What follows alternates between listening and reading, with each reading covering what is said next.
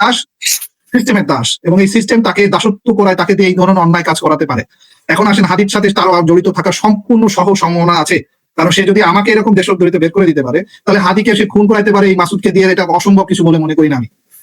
এবং এইগুলো করার থেকে সবই করাচ্ছে তারেক সিদ্দিকী, সবই করাচ্ছে শেখ হাসিনার মানে নির্দেশনায়। এবং এই তারেক সিদ্দিকী এখনো পর্যন্ত এই বাহিনীগুলোকে চালাচ্ছে। আমি যেটা বারবারই বলে আসতেছি, এটাকে যদি বন্ধ না করা যায়, এবং এটা বন্ধ করার জন্য সবচেয়ে মুখ্য ভূমিকা যিনি রাখার কথা, উনি হচ্ছেন বর্তমান আমাদের যে উপদেষ্টা আছেন খলিল সাহেব, উনি হচ্ছেন আমাদের নিরাপত্তা উপদেষ্টা। আমি বিন্দুমাত্র তার কোনো অ্যাক্টিভিটিস দেখতেছি না। আমি তাকেও সন্দেহ করতেছি যে হি ইজ বিং ম্যানিপুলেটেড। উনি কিছুদিন আগে ইন্ডিয়া থেকে ঘুরে আসার পর থেকে ওনার অ্যাক্টিভিটিস খুব সন্দেহজনক। তার মানে উনি আবার ওই একইভাবে উনিও বিক্রি হয়ে গেছেন কিনা।